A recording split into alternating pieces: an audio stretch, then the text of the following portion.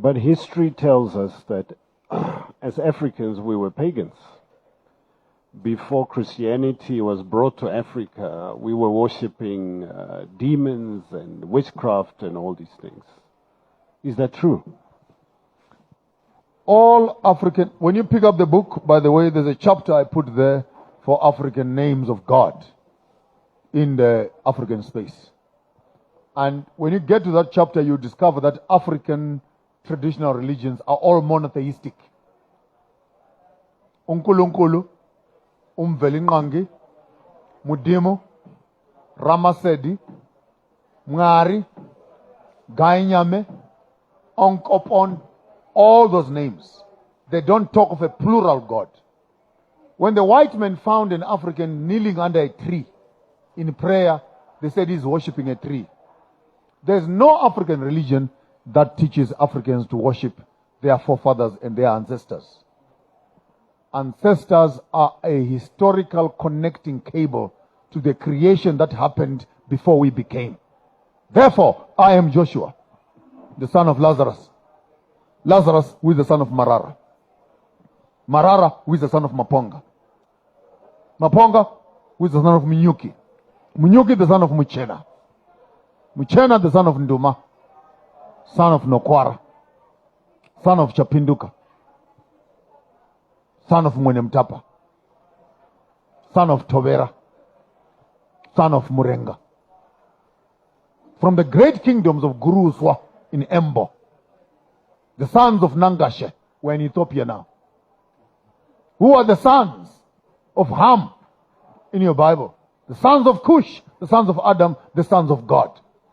Now, when you understand that our ululations of our African genealogy is not worshipping ancestors, but recognizing those who were here before us, connecting us to the one who made us before we became.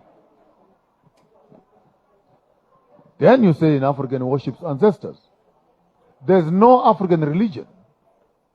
There's no African spirituality that teaches you to worship your forefathers. It simply says, call on them. And by the way, there's no African prayer that does not end before you say, please tell the one who created you to deal with this problem. Therefore, it's what we call sacred history interpreted in European construct.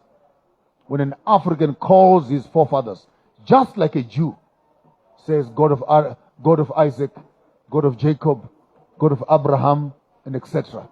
An African, and by the way, white people don't know the Bible. Well, they don't have ancestors, they don't have surnames, they don't have totems. When they say Jesus of the tribe of Judah, they don't know the other Jesus is Mtaung. So we cannot help them. Because even the construct of the text itself challenges their culture, which they don't have. When your brother dies, please go and marry the wife. A white man does not know how to do that. But in African, it's culture. When boys are of a certain age, please go and circumcise them. A white man does not know how to do that. A black man knows how to do that. Now, how can you wait for a white man to tell you what is in the text when the culture and the religion of the text is not European? 80% of the Bible is polygamy. The white man does not know that. He comes down with the monogamous concept on the end. Then we start teaching cheating and etc. on the left and create media around that. So let's not waste our time.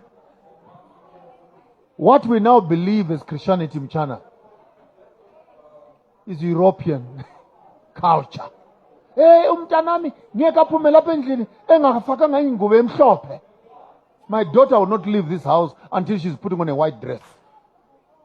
Because the mother now thinks that a white wedding is superior to a black wedding or a cultural wedding. So here we are in Sandton right now, 300,000 young boys and girls sleeping with each other, 2-3 children later, because they can't afford 250,000 to go and hire Aventura or Avante for a wedding, to do a white wedding. Are we practicing Christianity? Or this religion we have accepted This Jesus we are talking about and this God we are talking about will not accept a black man until he becomes white first. Then God can deal with him. Because if you bring your traditional drum into the church, Jesus will run through the door. Because he does not understand this. If you come dressed up like a Zulu into a church, the elder will find a tie for you and a jacket so that Jesus does not get traumatized. These are the realities we need to start talking about as Africans. That are we saying what we've accepted as Christianity is Christianity, or it is actually European culture? Then you ask me.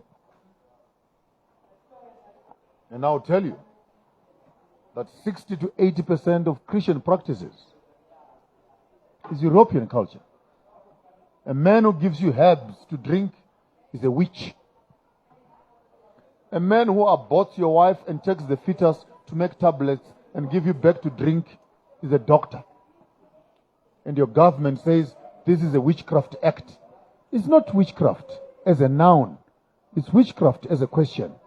Witchcraft are you using?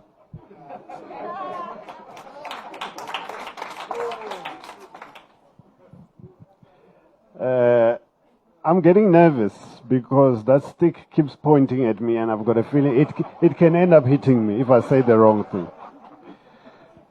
In the book you say the white God does not hear black prayers unless we are presented in a European way. What do you mean? Because we've been praying all our lives. Because the African child is not at liberty to present himself before the white God without changing his culture first. Then we understand that Christianity has to do with the sodomizing of the African culture.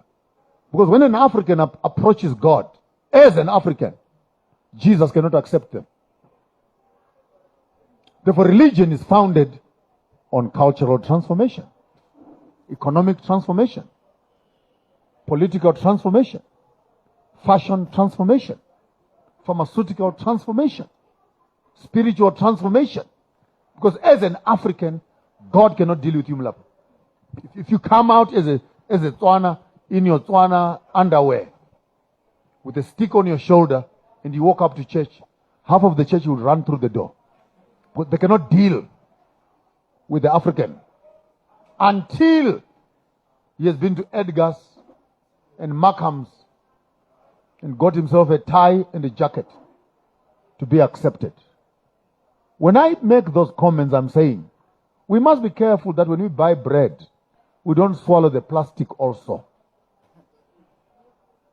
Eat the content, but the packaging of the gospel. But the way, while we are on that, let me be very clear that Christianity is colonialism. Because had the Muslim been here before Christians, ask me what you will have been. Talk to me. Go to Egypt if you don't know. Go to Kenya if you don't know. Go to Tanzania if you don't know. Go to Malawi if you don't know. The populations are Muslims. Why? Because the colonialists who came had the same complexion, the religion they brought. So don't tell me I'm a Christian. Say I'm a colonized Christian. But that's what it is all about.